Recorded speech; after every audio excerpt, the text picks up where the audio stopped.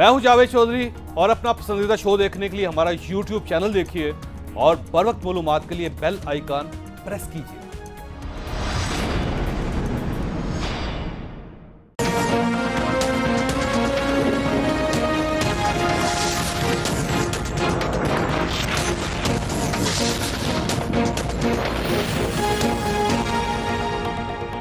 बिस्मिल्लाहिर्रहमानिर्रहीम। लाखों करोड़ों दरूद नबी अकरम सल्लल्लाहु अलैहि वसल्लम पर और उनकी आल पर। खौसात कराची में 1.5 साल का एक और बच्चा पुलिस की गोली का निशाना बन गया। मकतूल एहसन के वालिदैन इसे गोद में लेकर घर का सौदा खरीदने के लिए रक्शे में बाजार जा रहे थे। सफूरा चुंगी के करीब पुलिस ने 100 कार्ड मुल्जमान पर फायरिंग की। गोली 1.5 साल के एहसन को लग गई। बच्चा वालदा की गोद में हलाक हो गया। यह कराची में इस नौयत का 5वां वाकया है। 20 जनवरी 2018 को शाहराह फैसल पर मकसूद पुलिस मुकाबले की जद में आकर हलाक हो गया। 13 अगस्त 2018 को डिफेंस में 10 साल की अमल पुलिस की अंधी गोली का निशाना बन गई। 23 फरवरी 2019 को मेडिकल की तालबा निमरा नॉर्थ कराची में पुलिस की गोली का निशाना बन गई। और 6 अप्रैल 2019 को कायदाबाद में 12 साल का बच्चा सजाद पुलिस की फायरिंग की जद में आ गया। ये इस मुल्क में हो क्या रहा है? पुलिस इस मुल्क के आवाम की हिफाजत के लिए है, आवाम को इस तरह गोलियां मारने के लिए नहीं है। मेरी चीफ जस्टिस ऑफ पाकिस्तान से दरख्वास्त है, आप सिंध के आईजी पुलिस को बुलाइए और इस पर कत्ल के 5 मुकदमा दर्ज करवा दीजिए और यह ऐलान कर दीजिए कि अगर आइंदा पुलिस की गोली से कोई बेगुनाह कत्ल हुआ तो उसका जिम्मेदार आईजी होगा।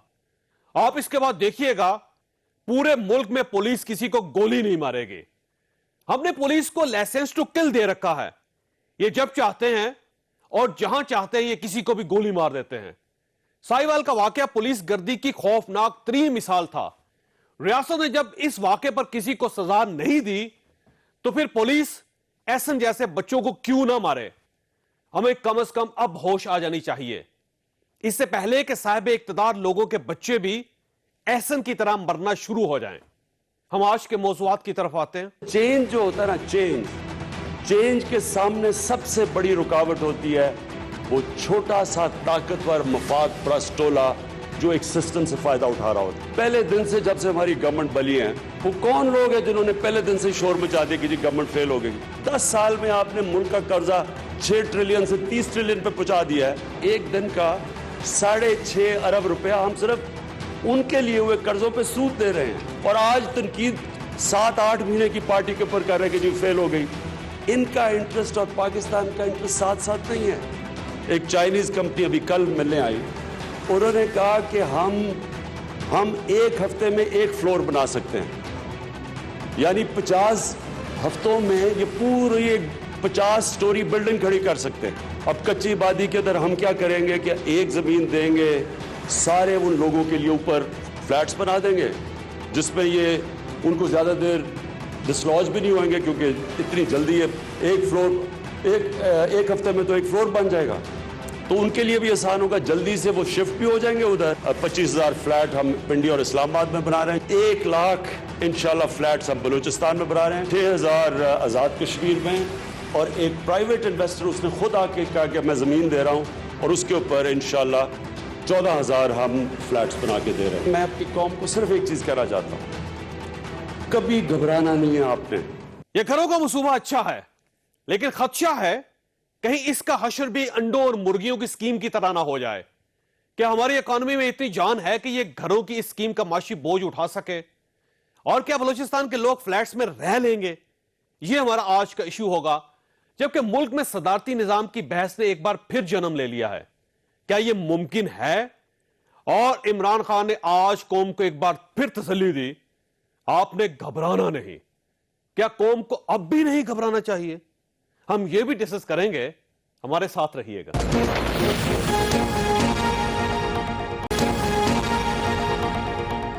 प्रोग्राम में दोबारा खुश आमदीद। हमारे साथ तशरीफ रखते हैं डॉक्टर अताउर रहमान साहब, तजियाकार हैं। एक बहुत बड़ी सक्सेस स्टोरी है, आपको याद होगा कि HEC इन्होंने बनाया था और पूरे पाकिस्तान में इनकी एहतराम और इज्जत की नजर से देखा जाता है इनको।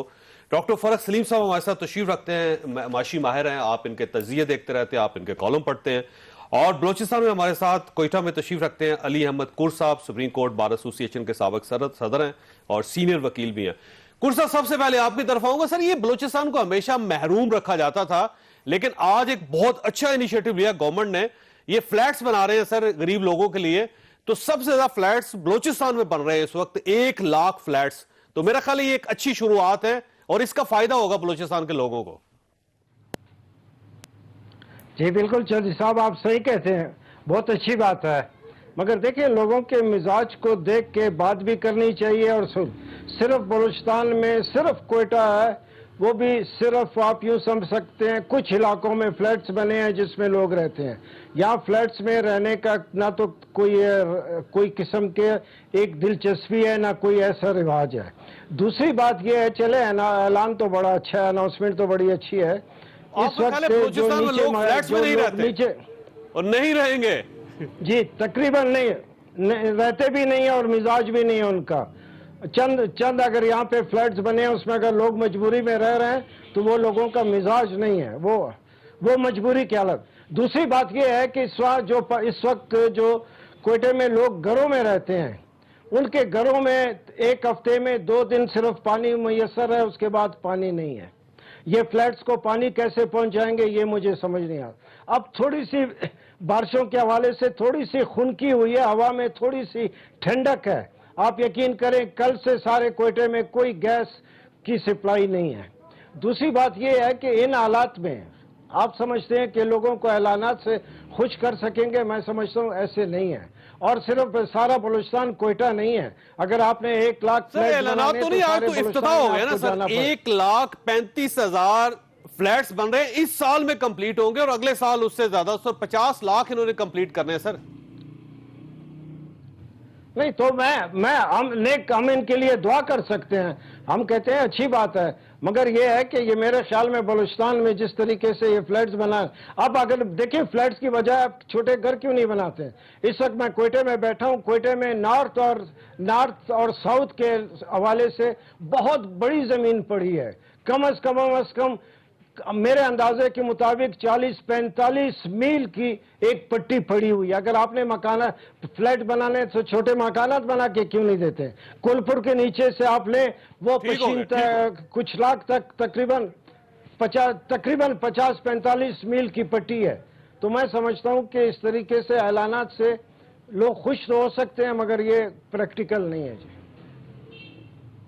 ٹھیک ہو گیا ڈاکٹر صاحب، یہ ایک ایشو پاکستان کے اندر بہت ہے کہ گورنمنٹ جو ہے وہ پراپر ڈیٹا جمع نہیں کرتی، پہلے ہوم ورک نہیں کرتی۔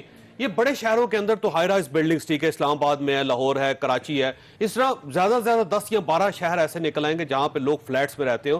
یہ بلوچستان اتنی بڑی زمین ہے، اتنا بڑا رقبہ ہے، وہاں لوگوں کا مزاج ہی نہیں ہے کہ وہ فلیٹس کے اندر رہ سکے۔ کوئٹہ شہر کے اندر فلیٹس نہیں ہے سر، تو وہاں پہ جب فلیٹس بنیں گے 1 لاکھ فلیٹ، تو اس میں رہے گا کون؟ بات یہ ہے کہ اگر آپ مکانات بنانے جائیں گے تو اس کی کاسٹ بہت زیادہ آئے گی بنسبت فلیٹ بنانے کے۔ تو صرف زمین کا مسئلہ نہیں ہے، بلکہ کاسٹ پر سکوائر فٹ کیا آتی ہے فلیٹ کی، اور کاسٹ پر سکوائر فٹ کیا آتی ہے اگر آپ 2 فلیٹ اسی پرائس میں بنا دیں گے جس میں 1 مکان بنتا ہے، تو فیزیبلٹی رہے گا ہی نہیں اس میں، لوگ نہیں لیں گے اس کو۔ نہیں، میں اس بات کو نہیں مانتا کہ لوگ رہیں گے نہیں۔ اگر لوگوں کو ضرورت ہے اور فلیٹ میں مناسب سہولیات ہونی چاہیے، جیسے کہ کور صاحب نے کہا وہاں پانی اور دوسری سہولیات ہونی چاہیے، اگر سہولیات ہوں گی تو لوگ ضرور رہیں گے۔ یہ مفت نہیں ہے نا، اگر فرض کر لیں آپ مفت دے دیں تو ہو سکتا ہے کوئی شخص لے لے، لیکن اس کی تو اس نے پیمنٹ کرنی ہے۔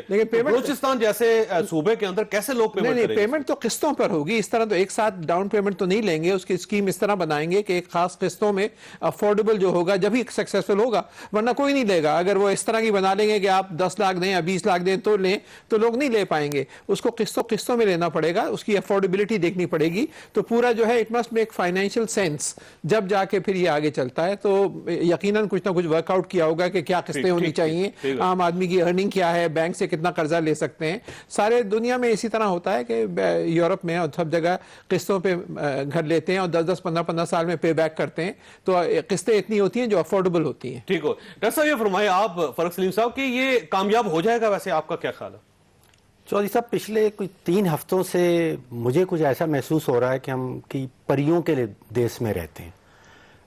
आप देखिए 4 चीज़ें पिछले 3 हफ्तों में अगर आप गिन लें, मार्च की 20 तारीख को हमारी एक वज़ीर हैं जो मौसमी तब्दीली की वज़ीर हैं, क्लाइमेट चेंज की वज़ीर हैं, वो ये कहती हैं कि जो बारिशें हो रही हैं मुल्क में उनका क्रेडिट जो है वो वज़ीर आज़म इमरान खान साहब को जाना चाहिए। फिर 25 को वज़ीर आज़म साहब को मालूम नहीं किसने उनके कान में डाल दिया कि अगले चंद हफ्तों में जनूबी एशिया के सबसे बड़े गैस और तेल के ज़ख़ीरे निकलने लगे हैं। फिर आपको याद होगा अप्रैल की शायद 11 तारीख को हमारे एक और वज़ीर साहब हैं, उन्होंने कहा कि 1 अरब नौकरियां ऐलान करने वाली है हुकूमत। सर मुंह से निकल गया होगा, अरब तो ज्यादा होगी ना सर। नहीं, मैं सोच में पड़ गया था कि या तो हर पाकिस्तानी को 5 नौकरियां करनी पड़ेंगी, और या फिर ये बनता है कि 1 अरब दरख्त तो लगे हैं तो हर दरख्त के लिए कोई एक उनको माली चाहिए होगा, तो फिर 1 अरब, मतलब ये कहाँ की बातें। फिर देखिए कल क्या हुआ है, कल सारी अखबारात में सुर्खियां छपी कि डन डील, IMF से हमारा मुआहदा तय पा गया। उसके बाद IMF को जो रेजिडेंट रिप्रेजेंटेटिव है इस्लामाबाद में जिसका दफ्तर है, उनकी तरफ से एक प्रेस रिलीज आता है, वो कहते हैं कि कंस्ट्रक्टिव डिस्कशंस, वो कहते हैं कि हमारी डिस्कशन जरूर हुई हैं वाशिंगटन में और बड़ी कंस्ट्रक्टिव हुई हैं, और हुकूमत पाकिस्तान की तरफ से दरख्वास्त की गई है कि आप अपना टेक्निकल मिशन जो स्टाफ मिशन कहलाता है वो पाकिस्तान भेज दें। अब अग्रीमेंट होता है 2 फरीकैन के दरमियान में, मतलब आपका और मेरा एग्रीमेंट हो जाए, मैं आपको कहूं जी आपने जमीन मुझे बेच दी, आप कहें जी मेरा तो एग्रीमेंट ही नहीं हो। यहां पे एक फरीक ये कह रहा है कि डन डील, दूसरा फरीक ये कह रहा है कि यार अभी तो स्टाफ मिशन आएगा, और स्टाफ मिशन जो है वो फैसला साज नहीं होता, उसके बाद ये एग्जीक्यूटिव बोर्ड के पास जाती हैं, और जो IMF के अंदर फैसला साज इदारा है वो एग्जीक्यूटिव बोर्ड है। तो ये वो परियों की कहानियां, और ये अचानक क्यों 3 हफ्ते में। अच्छा, आपको याद होगा कि वज़ीर साहब ने एक मुर्गियों और अंडों वाली बात की थी, आपको याद होगा, उससे मैशर में ठीक होना था, और अब आज वो बात कर रहे हैं कि चाइनीज एक कंपनी है जो 1 हफ्ते के अंदर फ्लोर बना देती है, वो 50 हफ्तों के दरमियान वो पूरे फ्लैट्स बना देंगी सारी। तो इसका मतलब फ्लैट्स तो बना सकते होंगे, टेक्नोलॉजी भी होगी, लेकिन पैसा कहां से आएगा? क्या हमारे पास पैसा है? देखिए चौधरी साहब, मैं जाती तौर पर नजरियाती हमायती हूँ PTI का और उनकी पॉलिसीज का। ख़ास तौर पे करप्शन के ख़िलाफ़ जो मुहिम है और गुर्बत के ख़िलाफ़ जो कैंपेन है, ये 2 बड़े जो नज़रिए हैं PTI के वज़ीर आज़म साहब के, मैं उनका पहले भी नज़रियाती हमायती था, अभी भी हूँ।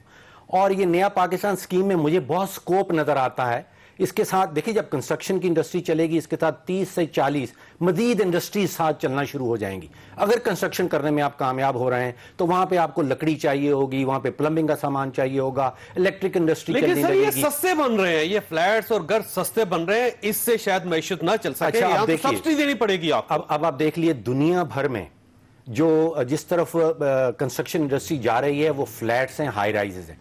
यहाँ पे पानी का जिक्र किया गया, देखिए म्यूनिसिपल सर्विसेज जो हैं, पानी और बिजली, वो घरों को देना बड़ा मुश्किल होता है, लेकिन अगर एक ही हाई राइज आपके पास खड़ी हो तो वहां पे पानी और बिजली की फराहमी बड़ी आसान हो जाती है। तो दुनिया अगर फ्लैटों की तरफ जा रही है और पाकिस्तान भी उस सिमत में निकल जाए तो मैं इसमें कोई खराबी नहीं हो जाएगा, गवर्नमेंट कर लेगी आपका ख्याल है? पैसे हैं हमारे पास। दो बहुत बड़ी रुकावटें हैं। पहली रुकावट तो यह है कि अभी हमारे पास कानून नहीं है कि जो आपको लोन देगा वो दोबारा में आपके घर के ऊपर, वो जो कहते हैं कि अगर डिफॉल्ट हो जाए तो उस पर आप लोन वाला वो वापस उसके ऊपर काबिज हो सकता है, इसका कानून साजी करनी पड़ेगी। दूसरा ये है कि यकमुश्त तो आप पैसे ले नहीं सकते, तो वो जो मॉर्गेज इंडस्ट्री है वो अभी पाकिस्तान में नहीं करती है। तो ये 2 बहुत बड़ी रुकावटें। सारे बैंक अगर मिलके भी अगर फाइनेंस कर दे तो हमारी इकोनॉमी में इतनी जान है कि ये फ्लैट्स बन सके सारे। देखिए ये बड़ा मुनाफा बख्श बिजनेस है दुनिया में, मॉर्गेज का बिजनेस, कि आपके पास एक कलेक्ट्रल है, कि आपके पास असासा भी पड़ा है, उसके सामने आपने पैसे देने हैं। तो यहां पे अगर ये 2 रुकावटें, जिसमें ये कोशिश कर रही है हुकूमत, सीरियसली कोशिश कर रही है, कमिटीज बनी है कि ये 2 रुकावटें किस तरह दूर होंगी। ठीक है डॉक्टर साहब, ये फरमाइए सर, ये जो प्राइम मिनिस्टर साहब बार बार कहते हैं कि मुश्किल वक्त है, घबराना नहीं है, तो कौम कब तक ना घबराए सर, और कब घबराना शुरू करे कौम? बात यह है कि आपके पास जिस कर्जों के बोझ में आप दबे हुए हैं और कर्जा देने के लिए कर्जा लेना पड़ रहा है, और आप पहले तो ये कहते रहे कि हाँ हर चीज़ ठीक है, डॉलर की रुपए की वैल्यू 60 है, फिर बाद में 100 हुई, फिर 120 हुई, वटेवर। लेकिन हो ये रहा था कि आपने आर्टिफिशियली डॉलर को मेंटेन कर रखा था। बाहर से आप कर्जा लेते थे, हर साल 5, 6, 7 अरब डॉलर आप डाल रहे थे ताकि आप डॉलर की वैल्यू को मसनूई तौर पे आपने स्टेबलाइज कर रखा था। अब जाहिर है अब ये जो है they are facing the facts कि आपकी जो रियलिस्टिक वैल्यू है उसकी, उस पर ये लेकर आए हैं। उसकी वजह से यकीनन जो आर्टिफिशियली जो पिछली हुकूमतों ने उसको रखा हुआ था डॉलर की वैल्यू को, उससे अब आप निकल के रियलिस्टिक वैल्यू की तरफ आ रहे हैं, जिसकी वजह से महंगाई यकीनन होनी थी। आपने टेम्परेरी प्रोटेक्ट कर रखी थी, लेकिन वो प्रोटेक्शन नहीं थी, आपने खाली पोस्टपोन कर रखा था। आपको ये शुरू से ये तय करना चाहिए था कि जितनी चादर है उतनी पाँव फैलाओ। जैसे आपसे अभी आपने सुना प्राइम मिनिस्टर कहते हुए कि 6,000 ट्रिलियन से 30,000 ट्रिलियन तक कर दिया इसका कर्जा पिछले 10 साल में, तो होगा क्या? उसका नतीजा यही होगा। 300 बिलियन रुपीस तो इस गवर्नमेंट ने लिया ना सर। जी जी, 3,400 अरब रुपया ये 8 महीनों में ले गए हैं सर। तो ये जिम्मेदार तो ये भी है ना सर। तो अब ये क्या करें, अगर नहीं देंगे तो फिर बैंकक्रप्ट हो जाएंगे। अब तो फिर नया पाकिस्तान और पुराना पाकिस्तान क्या फर्क है? फर्क ये है कि अब आप अगर नहीं लेते तो बैंकक्रप्ट आप डिक्लेयर कर दें। आप कह देंगे हम नहीं लेते और आप जो कर्जे हैं वो आप नहीं पे बैक करते। आप मतलब ये हुआ कि गवर्नमेंट के पास कोई ऑप्शन नहीं था, गवर्नमेंट ने सोचा ही नहीं था। नहीं, कोई ऑप्शन गवर्नमेंट के पास कोई हिकमत अमली भी नहीं थी। नहीं, टेम्परेरी आपके पास कोई ऑप्शन नहीं है, इससे आपको निकलना पड़ेगा। उसमें कुछ वक्त लगेगा आपको निकलने में। मेरे अंदाजे के मुताबिक 1.5 से 2 साल लगेंगे आपको इस जो डिफिकल्ट जो पीरियड है निकलने से, और फिर आपको इन्वेस्टमेंट अट्रैक्ट करनी पड़ेगी, ईज ऑफ डूइंग बिजनेस की पॉलिसीज लानी पड़ेंगी, मेजर चेंजेस करने पड़ेंगे। जो डायरेक्शंस हैं, आपका जो मुल्क का डायरेक्शन, इसका मतलब ये है कि अवाम को ये चाहिए कि वो 1.5 साल या 2 साल तक घबराए ना। नहीं, और फिर डायरेक्शन आपको चेंज करें। आपका जो डायरेक्शन हमेशा रहा है वो नेचुरल रिसोर्स बेस्ड इकोनॉमी की तरफ रहा है। आपकी 60% एक्सपोर्ट जो है लो वैल्यू एडेड टेक्सटाइल्स हैं। टेक्सटाइल से दुनिया में 6% मार्केट है दुनिया की। जो दुनिया की जो 94% मार्केट है, परसेंट मार्केट है, engineering, goods, biotech, pharmaceuticals, electronics, computer sciences, IT, artificial intelligence, energy, आप नहीं है उसमें, उस फील्ड में नहीं है। आपको डायरेक्शन बदलनी पड़ेगी। आपका जो आपका रियल वेल्थ है, जो असल दौलत है, वो 10 करोड़ अफराद हैं जो 20 साल से कम उम्र के हैं। तो तालीम, साइंस एंड टेक्नोलॉजी, जिद्दत तराजी, इनोवेशन और फिर मैन्युफैक्चरिंग ऑफ हाई टेक। तो इसके लिए तो सारा टाइम चाहिए होगा ना। इसके लिए टाइम और रिसोर्सेज दोनों जादू चाहिए। की छड़ी नहीं है किसी के पास आए और कह देंगे एक चीज और चाहिए होगी, वो है सिमत। डायरेक्शन का बहुत दफा जिक्र किया है। देखिए, अगर प्राइम मिनिस्टर साहब तो कह रहे हैं हमारी सिम ठीक होगी और हमने कामयाबी हासिल कर ली। आज उन्होंने कहा कि जो मैं करना चाहता था मैं कर चुका हूं। चौधरी साहब, अगर आप लाहौर में बैठे हैं और आपकी मंजिल पेशावर बनती है और आपका रुख कराची की तरफ है, तो आप कभी भी पहुंच नहीं पाएंगे अपनी मंजिल के अंदर। देखिए, यहां पे इतनी टेक्निकल पेचीदा चीजों को छोड़ दें। जो आम आदमी है पाकिस्तानी, वो 2 इशारे इस्तेमाल करता है माश। वो देखता है कि रोजगार का क्या हाल है और वो देखता है महंगाई का क्या हाल है। तीसरा कोई इशारिया उसकी समझ में नहीं आता कि करंट अकाउंट डेफिसिट बेहतर हो गया है या एक्सपोर्ट नीचे जा रहे हैं या नया घर बन रहा है या नहीं बन रहा। ये 2 इशारे अगर आप उठा लें पिछले 8 से 9 महीनों में, तो 8 महीने पहले जो पाकिस्तान में बेरोजगारी का हाल था, उसमें 11 लाख मजीद लोग बेरोजगार हुए। पहली चीज, और 10 लाख और होने वाले हैं बजट तक। वो अगले 1 साल में हो जाएंगे अगर यही रफ्तार रही आपकी जीडीपी की। और महंगाई का हवाला, अब महंगाई में आपको किसी को मईशत पढ़ाने की जरूरत नहीं है। ठीक है, डबल डिजिट्स में चली मतलब आप जब जो भी पाकिस्तानी जाता है बाजार में, गोश्त खरीदना है, तरकारी खरीदनी है, किचन का सामान खरीदना है, इससे होता क्या है महंगाई? इससे जब महंगाई 3%, 3.5% थी मार्च 2018 में 9 पे जाती है, आम आदमी 3 से 9 का नहीं सोचता। वो ये सोचता है कि कितनी तादाद जो गुर्बत की लकीर है उससे नीचे चले गए। पिछले 8 से 9 महीनों में पिछले साल जो फिगर थी गुर्बत से नीचे, वो 5 करोड़ पाकिस्तानी थे। आज तकरीबन 5 करोड़ और 41 लाख पाकिस्तानी, यानी कि 41 लाख इजाफी पाकिस्तानी गुर्बत की लकीर से नीचे चले गए। तो ये 2 चीजों के ऊपर हुकूमत डिलीवर नहीं कर पाएगी। गवर्नमेंट का अपना इदारा है ना, इदारा शुमारियात, उससे 39 जो जरूरियात की चीजें हैं उनके फिगर उन्होंने लिए। पिछले साल मई में 2018 में क्या सूरत हाल थी, अब 2019 में जो मई है उसमें, और हर चीज में इजाफा हुआ है। तकरीबन ओवरऑल 16% से ज्यादा इजाफा है हर चीज के अंदर। कुछ सा ये फरमाइएगा सर, प्राइम मिनिस्टर साहब का कहना है कि मुश्किल दौर है, कौमों के ऊपर मुश्किल वक्त आते रहते हैं, कौमों को घबराना नहीं चाहिए। तो कौम को किस वक्त घबराना शुरू करना चाहिए सर? नहीं जावेद साहब, देखें बात तो ठीक है, कौमों को घबराना नहीं चाहिए। सख्त से सख्त हालात भी होते हैं, सब कुछ होते हैं। बड़े आसमानी आफात भी आते हैं, सैलाब भी आता है, जलजले भी आते हैं, सब कुछ है, जंग भी होती है, सबको, कौमों को वाकईतन नहीं घबराना चाहिए। मगर ये है कि ये वो लीडर बात कर सकता है जो जमाल नासिर हो, जो बड़े बड़े चोन लाई हो, जो सोकैरनो हो, जो दूसरे इंटरनेशनल, जो बैन अल-अक़वामी दुनिया पे अपने जो निशान छोड़ गए हैं। हर आदमी अगर ये खड़ा होकर कहे कि मैं कौन से कहता हूँ वो घबराए नहीं, मैं समझता हूँ ये बात नहीं है। ये बड़े बड़े जो लीडर जिस मुल्क में गुजरे हैं, ये वो कह सकते थे और उन्होंने साबित किया, उन्होंने दिखाया, कौमें बनी। कमाल अतातुर्क कहते हैं एक गुजर रहे थे, उन्होंने देखा एक तुर्क जो है वो सर झुका के बैठा हुआ था, तो कमाल अतातुर्क के कानवाई में 10 गाड़ियां आ गई, 10 गाड़ियां पूछे, कमाल अतातुर्क ने उसी वक्त गाड़ी रोका और गया उस सर झुकाए हुए आदमी के सामने जाके खड़ा हुआ। वो आदमी घबरा के उठा, उसने देखा कमाल अतातुर्क, उसने कहा, कमाल अतातुर्क ने उसको कहा तुम तुर्क हो? उसने कहा जी मैं तुर्क हूं। उसने कहा तुर्क हो के तुम सर झुका के बैठे हो? तो ये हर आदमी इस तरह की बातें नहीं कर सकता। कहने के लिए अच्छी बातें हैं, आप उम्मीद दें, लोगों को हौसला दें, मगर हौसला उम्मीद के लिए आपको भी जो है बहुत बड़े उसके हौसले का और उसका वो करना चाहिए। आप ऐसे आप अगर एक होता है हौसला, एक होती है उम्मीद, और सर दूसरे होते हैं फैक्ट्स, हकायक। अब जब देखिएगा कि गैस की कीमत में तकरीबन 150% इजाफा हो गया और मजीद उसमें इजाफा होने वाला है, बिजली की कीमत में इजाफा हो गया, डॉलर 150 रुपए पे चला गया, महंगाई बढ़ गई, बेरोजगारी बढ़ गई, ये फैक्ट्स हैं। इन फैक्ट्स की मौजूदगी में आप कितनी उम्मीद दे देंगे कौम को? नहीं है ना, तो ये हकायक असल में जो अहमियत होती है वो हकायक की होती है, उम्मीद की या अच्छे ख्यालात की तो नहीं होती है।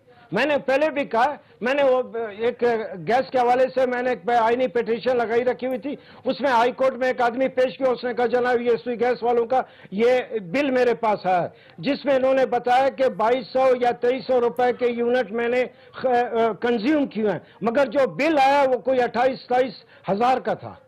हाई कोर्ट के जज को दिखाया, उसने कहा सर आप ये देखें, ये पिटीशन आप सुन रहे हैं, ये देखें।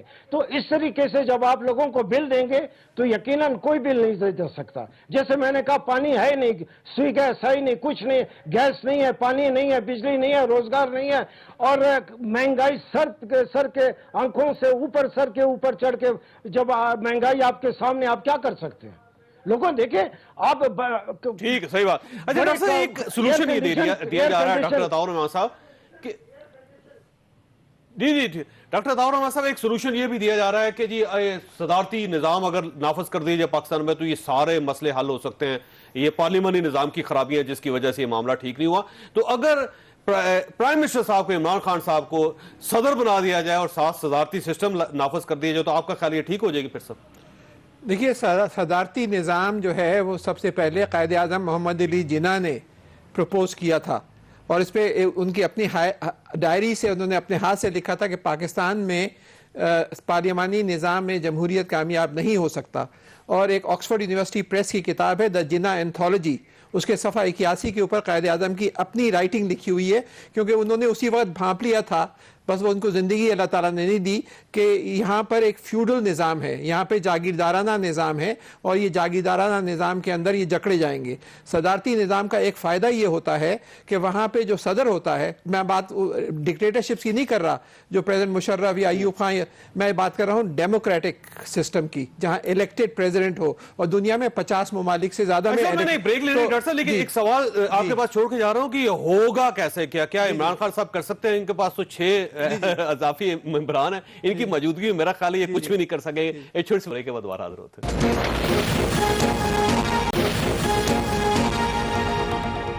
प्रोग्राम में दोबारा खुशामदीद। डॉक्टर साहब, ये इशू ये है कि ठीक है सदारती सिस्टम ले आए, कोई मसला नहीं, शायद इससे पाकिस्तान ठीक हो जाए, लेकिन ये करेगा कौन? ये तो इनके पास तो अददी बर्तरी नहीं है सर कौमी असम्बली में, तो कैसे होगा ये? जी मैं आपको जवाब देता हूँ। पहले मैं जो बात कर रहा था उसको मुकम्मल कर लूँ ब्रेक से पहले, कि कायद आज़म मोहम्मद अली जिन्ना ने जो अपनी डायरी में लिखा था वो the Jinnah anthology Oxford university press की किताब है, उसके जो कि शरीफुल मुजाहिद और लियाकत मर्चेंट की एडिट की हुई है। सर हो सकता है ये बात आपकी उसके सफ़ा 81 पर ये रिप्रोड्यूस है। तो क्या वजह है कि मोहम्मद अली जिन्ना ये चाहते थे? अब सवाल ये है कि ये इसका फायदे क्या है कि एक जो चाहते थे उसमें से कुछ नहीं किया। आप बात तो समझे मेरी बात, आप बात सुने। فائدے کیا ہیں؟ فائدہ یہ ہے کہ پریزیڈنٹ جو ہے وہ اپنی ایک ٹیکنوکریٹ گورنمنٹ چن سکتا ہے. He is not tied to the parliament. تو this is a basic thing. اور پھر جو ڈویژن آف پاور کرے گا کون؟ یہ کیا یہ گورنمنٹ کر سکتی ہے؟ یہ نہیں ہو سکتا جب تک کہ آپ کے پاس کانسٹیٹیوشن کو تبدیل کرنے کے لیے پاورز نہ ہو. تو practically it can not be done. Nobody can do it. میرے نظریے میں یہ بہت بہتر سسٹم ہے, لیکن یہ کیا نہیں جا سکتا جب تک کہ 2/3 میجورٹی نہ ہو جائے. وزیر اعظم صاحب ہر تقریر میں صدر ایوب کا حوالہ دیتے ہیں اور یہ کہتے ہیں کہ اس دور میں بہت زیادہ ترقی ہوئی. ایسے محسوس ہوتا ہے جیسے وہ صدر ایوب بننا چاہتے ہیں. نہیں وہ, لیکن وہ صدر ایوب جو تھے وہ جمہوریت کے تحت نہیں آئے تھے. یہاں پہ جمہوری نظام کی بات ہو رہی ہے, صدارتی نظام جمہوریت, تو اس کو بھول جاتے ہیں. تو ایوب خان کے زمانے میں یقیناً بہت کام ہوا ہوگا, لیکن that was not a democratic system. Doctor فارغ سلیم صاحب یہ فرمائیے گا سر, یہ قوم کو کب گھبرانا چاہیے, کب شروع کرنا چاہیے قوم کو؟ دیکھیے دو چیزیں, ایک تو سرکاری طور پہ گھبرانا جو ہے وہ منع ہے, لیکن سرکاری طور پہ چیخیں مارنا منع نہیں ہے. آپ نے سنا کہ چیخیں نکل جائیں گی, چیخیں مارنا الاؤڈ ہے, گھبرانا جو ہے یہ آن اے سیریس نوٹ. اگین وہی بے روزگاری اور مہنگائی پہ معاملہ رکتا ہے. آ کے کس سٹیج پہ پاکستانی گھبرا جائے؟ اگلی سٹیج کون سی ہے سر ویسے اکانومی کے؟ دیکھیے میں ڈرانا نہیں چاہتا ہوں, لیکن سچویشن آن دا گراؤنڈ کچھ ایسی ہے کہ پی ایم ایل این والے تقریباً 2000 ارب کا بجٹری خسارہ چھوڑ کے گئے تھے, جو اب تخمینہ لگایا جا رہا ہے کہ 2.9 خرب پہ پہنچ جائے گا. تو 900 ارب روپے کا ٹیکہ, ٹوٹل 2900 ارب روپے, 2900 ارب روپے کا بجٹری خسارے کا تخمینہ ہے اس سال کا. اب آئی ایم ایف یہ بنیادی معاشی بیماری, اگر آپ نے بنیاد سمجھنی ہے کہ معاشی بیماریاں 100 قسم کی کہاں سے نکلتی ہیں, تو وہ بجٹری خسارے سے نکلتی ہیں. اب جب آئی ایم ایف کے پاس جائیں گے وہ کہیں گے بجٹری خسارے کو نیچے لے کے آئیں. اب وہاں پہ تقریباً میرے اندازے سے کوئی 900 ارب روپے کا مزید ٹیکہ مہنگائی کی شکل میں, ڈالر کی روپے کی شکل میں, گیس کی قیمتوں کی شکل میں, بجلی کی قیمتوں کی شکل میں ایک مزید ٹیکہ لگنا باقی ہے, جو باقی پاکستانی عوام کو لگے گا. اب آلریڈی جب وہ لگے تو پھر گھبرانا چاہیے. دیکھیے وہ تو لگنا ہی ہے. خدشہ یہ ہے, میرا دلی خدشہ جو ہے, آئی ایم ایف کے ابھی جو پچھلے 5-6 مہینے میں جہاں جہاں آئی ایم ایف گئی ہے, اردن میں انہوں نے ایک معاہدہ کیا, اور اردن میں معاہدے کے فوراً بعد اردن کی تاریخ میں سڑکوں کے اوپر احتجاج اتنا بڑا نہیں ہوا جتنا اردن میں ہو گیا. پھر وینیزویلا میں آپ دیکھ رہے ہیں کہ کیا ہو رہا ہے. وینیزویلا نے کوئی $50 بلین کا ایگریمنٹ کیا آئی ایم ایف کے ساتھ, اور پچھلے 3 مہینے سے مسلسل وہاں پہ سڑکوں کے اوپر احتجاج ہو رہے ہیں. تو وہ گھبرانے والا معاملہ جو ہے وہ, اگر ہم اصلاحات نہ لے کے اگر چیزیں تبدیل نہیں ہوتی تو بجٹ کے بعد اردن جیسی صورتحال ہو جائے گی پاکستان میں, امکان ہے؟ ہمیں یہ حکومت سے امید یہ تھی کہ یہ اصلاحات لے کے آئے گی. دیکھیے یہاں پہ اس وقت ابھی تک بزنس ایز یوزول چل رہا ہے. آپ کا بجٹری خسارہ ہے, چلیں اور قرضہ جات لے لیتے ہیں. اچھا ایک چیز میں اور واضح کر دوں کہ حکومت نے $9 ارب کے قرضہ جات لیے ہیں پچھلے 8 مہینوں میں, اور اس میں سے پرانی حکومت کے جو قرضہ جات واپس کیے گئے ہیں وہ تقریباً 4 ارب ہے. ٹھیک ہو, تو 5 ارب کا اضافی قرضہ لیا ہے. تو یہ حقیقتاً کہنا غلط ہے کہ اس وقت سارے قرضے جات جو لیے جا رہے ہیں وہ پرانی حکومت کے اتارنے کے لیے لیے جا رہے ہیں. تو اضافی قرضہ لیا جا رہا ہے اس وقت, اور قرضہ اس لیے لیا جا رہا ہے کیونکہ کہیں بھی ہم اصلاحات نہیں لے کے آ رہے. بجلی کے شعبے میں ابھی بھی 1600 ارب کا گردشی قرضہ پہنچ گیا. آپ نے پبلک سیکٹر انٹرپرائز میں 1100 ارب کا نقصان کر دیا. پیپلز پارٹی بھی کیا کرتی تھی, پی ایم ایل این بھی کیا کرتی تھی. تو بزنس ایز یوزول چل رہا ہے, کوئی چیز تبدیل نہیں ہوئی. ٹھیک ہے. قل صاحب ایک خیال ہے پاکستان کے اندر کہ جان بوجھ کے پارلیمانی نظام کو ناکام نظام ڈکلیئر کرنے کی کوشش کی جا رہی ہے. مثلا پچھلی حکومتیں, پھر پچھلی حکومتیں, پھر پچھلی حکومتیں, پھر اب یہ حکومت, اور ایسے محسوس ہوتا ہے کہ جیسے پارلیمانی سسٹم پاکستان کے لیے بہتر نہیں ہے. تو سر اگر بہتر نہیں ہے تو تبدیل کیوں نہیں کر دیتے ہم اس کو؟ دیکھیں ڈاکٹر عطا الرحمان صاحب کے لیے بہت احترام ہے, مگر یہ ایک پولیٹیکل کویسچن ہے. یہ کوئی انٹلیکچوئل, کوئی دانشور, کوئی کالج کا پروفیسر اس کا جواب نہیں دے سکتا. بڑے احترام کے ساتھ انہوں نے قائد اعظم کا حوالہ دیا. قائد اعظم نے 1947 میں اگر یہ ڈائری لکھی ہوگی, اتھینٹسٹی ابھی تک اس کی علیحدہ ہے, تو اس سے 72 سال کے بعد جس طرح کا ہمارا ملک ہے, آپ بتائیں کتنے اس میں صدر, ہمارا دل نہیں بھرا ابھی تک بڑے بڑے صدارتی نظام سے. ایوب خان کو ہم نے دیکھا, ان کو ضیاء اللہ کو ہم نے دیکھا, پرویز مشرف کو ہم نے دیکھا, یحییٰ خان کو ہم نے دیکھا. اس ملک میں جتنی برائی ہیں छोटी बड़ी जितनी बुराई हैं सारे के सारे यही लोग थे। हम आप अंदाजा लगाएं इनके अकल की दानिश की। आप अयूब खान का नाम लेते हैं, जिसको इतनी दानिश नहीं थी, इतना अकल नहीं था, और कहते हैं कि उसका जो कैबिनेट था बड़े इंटेलेक्चुअल पे मुश्तमिल था, बड़े बड़े लोग थे। उसको इतना एहसास नहीं था कि कोई मुल्क अपने दरिया बेचता नहीं है, उन्होंने अपने दरिया बेचे हैं। आज जो हमारे मुल्क में जो मसला है उसकी वजह से है। फिर याया खान आया, उसने हमारा मुल्क आधा कर दिया। फिर जिया-उल-हक आया, उसने आज इस मुल्क में जितनी खराबी है, कलाशनकोव से लेके मलेशिया से लेके एक अदम बर्दाश्त, उस जिया-उल-हक की वजह से। परवेज मुशर्रफ आपके सामने, अब भी इन लोगों का दिल नहीं भरा। ये इनके इरशादात से ये मुल्क नहीं चल सकता। ये मुल्क अब तक, आप अगर सदारती निजाम लाएंगे, मैं आपको यकीन से कहता हूं, इस मुल्क में एक भी पॉलिटिकल वर्कर, लीडर आप छोड़ दें, एक पॉलिटिकल वर्कर इसको तस्लीम नहीं करेगा, पॉलिटिकल तस्लीम नहीं करेगा। आप मजाक बनाए, जिसका जो दिल चाहता है करते हैं। आप कहते हैं कि सदारती निजाम आएगा, आप कैसे कहते हैं? इस मुल्क में सिर्फ और सिर्फ पार्लिमानी निजाम है, जिसके साथ मिसाल के तौर पे हम बलूचिस्तान वाले लोग हैं, सिंध वाले लोग हैं, या के वाले लोग हैं, वो तो पार्लिमानी निजाम में अपना मुकाबला करते हैं कि जी हमको हक नहीं मिल रहा है। अगर उसके मुकाबले में सदारती निजाम आएगा, एक आदमी आकर बैठ जाएगा जो किसी को जवाबदेह नहीं है, ये मुल्क कैसे चलाएंगे आप? ये इस तरह के इरशादात को बराए मेहरबानी लोग अपने पास रखें।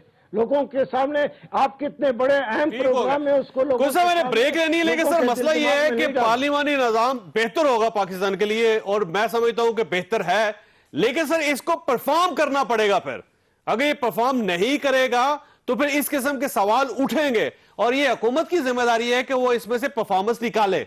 एक ब्रेक के बाद दोबारा हाजिर होते हैं।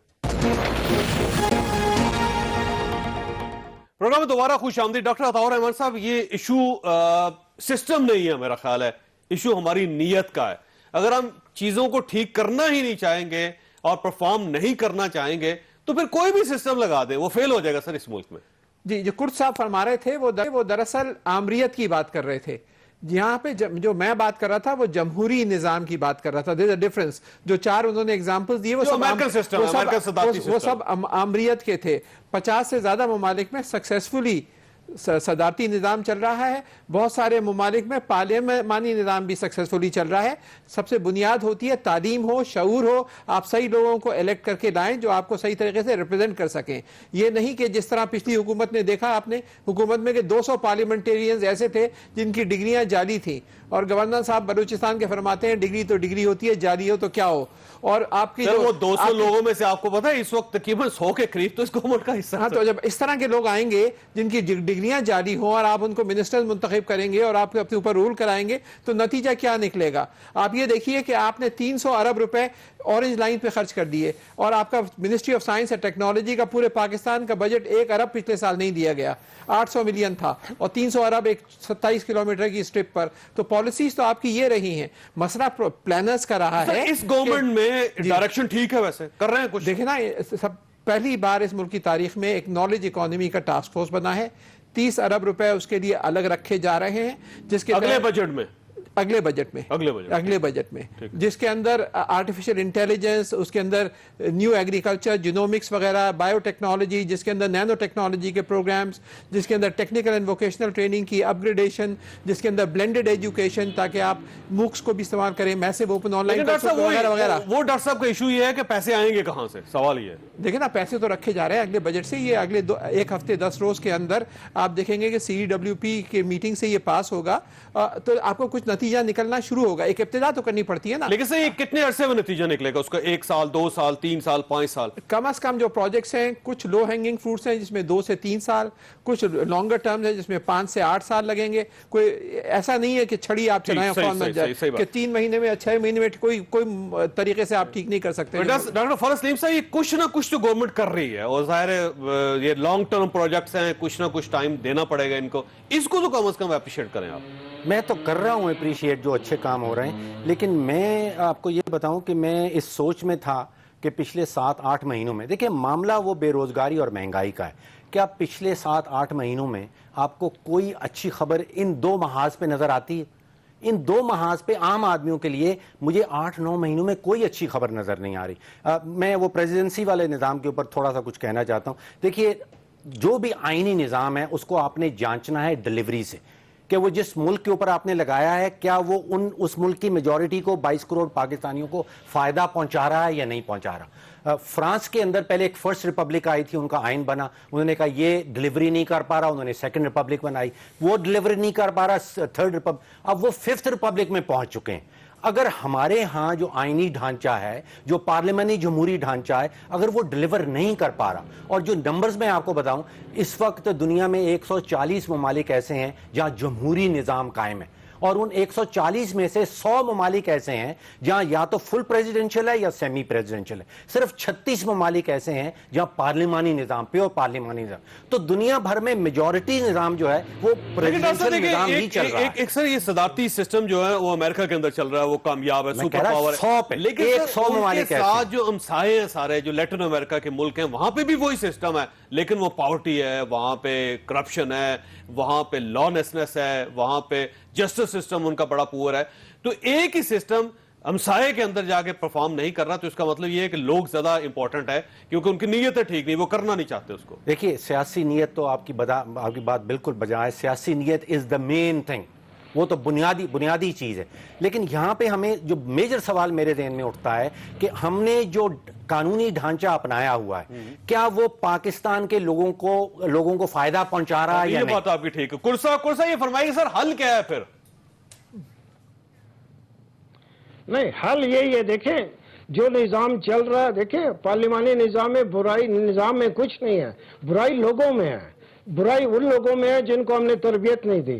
برائی اس میں ہے کہ ہم نے ان لوگوں کو صحیح بتایا نہیں کہ الیکشن کیا ہے, انتخاب کیا ہے, اور ان کے ووٹ کی اہمیت کیا ہے. جب آپ ان کے ایک آدمی کی تربیت نہیں کریں گے, آپ اس سے توقع رکھیں گے کہ وہ پارلیمانی نظام جو ساری دنیا میں کامیاب جا رہا ہے وہ ہماری تو ملک میں بھی کامیاب ہو. آپ کو لوگوں کو موقع دینا چاہیے. اب دیکھیں جس طریقے سے اب پہلے جس زمانے میں جتنی کرپشن ہوتی تھی, ممکن ہے آنے والے دنوں میں اس قسم کی کرپشن نہیں ہوگی. جس طرح کی ان ایفیشنسی پہلے ہوتی تھی ممکن ہے نہیں ہوگی. ہماری پارلیمنٹ جتنی کمزور تھی اب اس کو طاقتور ہونا پڑے گا. ہماری عدلیہ جو پی سی او کی ججز کی پر فخر پرفارم نہیں کرتا تو پھر یہ تبدیل ہو جائے گا. صاحب آپ نے گفتگو سنی, فیصلہ آپ خود کریں. اللہ تعالیٰ آپ اور آپ کے اہل خانہ کو ہر کسی مصیبت سے محفوظ رکھے. اللہ حافظ. میں ہوں جاوید چودھری, اور اپنا پسندیدہ شو دیکھنے کے لیے ہمارا یوٹیوب چینل دیکھیے, اور بر وقت معلومات کے لیے بیل آئیکن پریس کیجیے.